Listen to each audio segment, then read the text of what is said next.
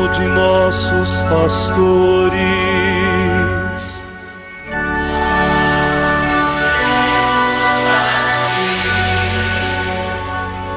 Professando todos uma só fé,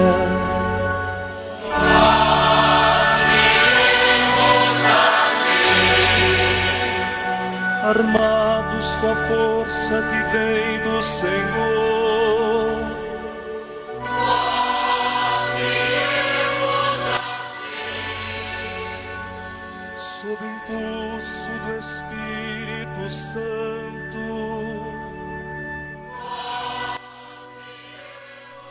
E neste sábado da 23ª semana do Tempo Comum, meu irmão, minha irmã, a Igreja nos traz a sua palavra, a palavra da sua tradição.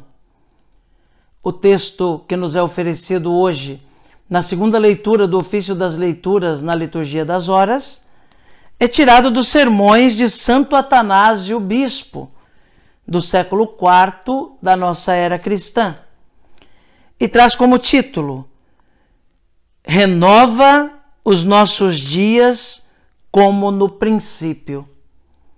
Ouçamos atentamente esta palavra da Igreja, que é catequese, instrução para a nossa vida de fé. Deus, Verbo do excelso Pai, não abandonou a natureza dos homens que descambava para a corrupção, mas pela oblação do próprio corpo destruiu a morte em que haviam incorrido, corrigiu pela doutrina sua indignidade e tudo de humano restaurou. Poderá confirmar tudo isto pela autoridade dos teólogos, discípulos de Cristo, quem quer que leia o que dizem. A caridade de Cristo nos urge, sabendo que se um morreu por todos, logo todos estão mortos. E por todos morreu ele, para que não mais vivamos para nós mesmos, mas para aquele que por nós morreu e ressuscitou dos mortos, nosso Senhor Jesus Cristo. E de novo, aquele que foi colocado por pouco tempo abaixo dos anjos, Jesus, nós o vemos coroado de glória e de honra, por causa dos sofrimentos da morte, para que, pela graça de Deus, provasse a morte em favor de todos. Mais adiante, dá a razão porque ao Deus, Verbo, e só a Ele convinha fazer-se homem. Convinha que o autor da salvação, para quem tudo e por quem tudo foi feito, e que levaria muitos filhos à glória, chegasse à consumação pela paixão. Por estas palavras, significa não competir a outro que não ao Deus Verbo, por quem foram criados no início, arrancar os homens da corrupção. Foi este o motivo porque o Verbo aceitou um corpo, a fim de se tornar vítima em favor dos corpos semelhantes. Também isto se afirma pelos seguintes dizeres: os filhos têm em comum a carne e o sangue. Ele, de igual modo, deles participou, para destruir por sua morte aquele que detinha o império da morte, isto é, o diabo, e libertar os que, pelo temor da morte, eram sujeitos à escravidão durante toda a vida. Na verdade, imolando o próprio corpo, pôs fim à lei decretada contra nós, e para nós renovou o princípio da vida, dando a esperança de ressurgirmos. A morte recebera dos homens o poder contra os homens. Pelo Verbo de Deus enviado aos homens, veio a destruição da morte e a ressurreição da vida, como disse o varão repleto de Cristo, porque por um homem entrou a morte, e por um homem a ressurreição dos mortos. Pois como em Adão todos morrem, assim em Cristo todos serão vivificados. E o que segue? Já não mais morremos para o nosso castigo, mas, como os que serão despertados dos mortos, aguardamos a ressurreição comum a todos. Em seu tempo, Deus, o autor e doador destas coisas, o manifestará. Amém.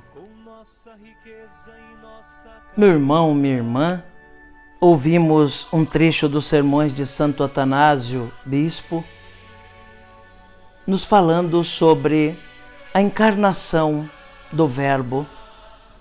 Aliás, Santo Atanásio é o grande defensor da encarnação do Verbo. É a ele que devemos aquela frase belíssima de que Deus se fez homem para que o homem fosse deificado. Deus que desceu à nossa pequenez, assumiu a nossa natureza para nos dar participar da sua natureza divina, da sua glória também.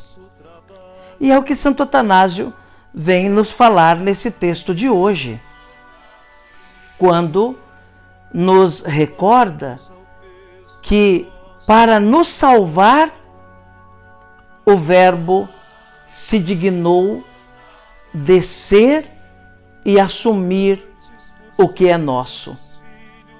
Passar por aquilo que nós passamos, com exceção do pecado, é claro. Assumindo por dentro a nossa natureza, para que pudéssemos ter acesso à salvação dada por Ele.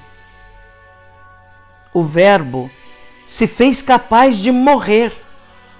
O Verbo imortal assume a nossa natureza para que pudesse ser capaz de passar pela paixão, passar pela morte e vencer a morte e superar a morte, nos dando também a capacidade de, uma vez passando pela morte, vencermos a morte, passarmos pela porta e alcançarmos a eternidade. Então Deus assumiu o que é nosso para nos dar o que é seu. Realmente se fez homem de verdade. O Verbo eterno assumiu a carne de verdade, com tudo o que implica, para nos abrir as portas da eternidade.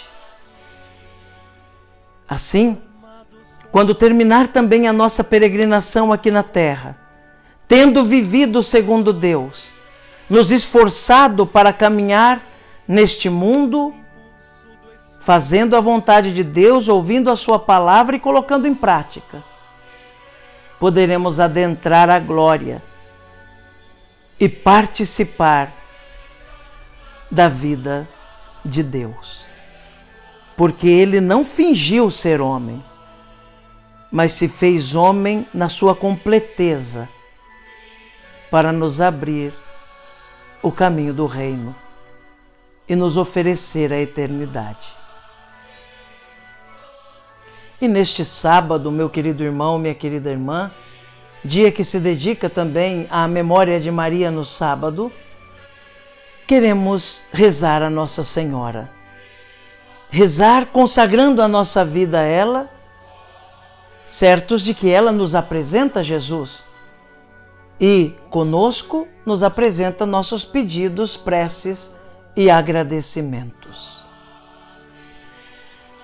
Ó minha Senhora, ó minha Mãe, eu me ofereço todo a vós e em prova dessa minha devoção para convosco, eu vos consagro neste dia e sempre os meus olhos, os meus ouvidos, a minha boca, o meu coração, inteiramente todo o meu ser, porque assim sou vosso, ó incomparável Mãe, guardai-me e defendei-me como coisa e propriedade vossa. Amém. Rogai por nós, Santa Mãe de Deus, para que sejamos dignos das promessas de Cristo. Amém. A você, meu irmão, minha irmã, desejo que tenha um sábado abençoado. Que hoje seja também um dia em que se aproveite para preparar para o dia de amanhã. Amanhã é dia do Senhor e hoje deve ser vivido como uma preparação, se aproximando mais de Deus pela oração, para que possamos, de um modo solene e grandioso, celebrar a ressurreição no dia de amanhã. Que Jesus abençoe você, meu irmão.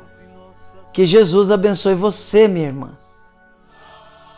Abençoe-vos o Deus Todo-Poderoso, Pai, Filho e Espírito Santo. Amém.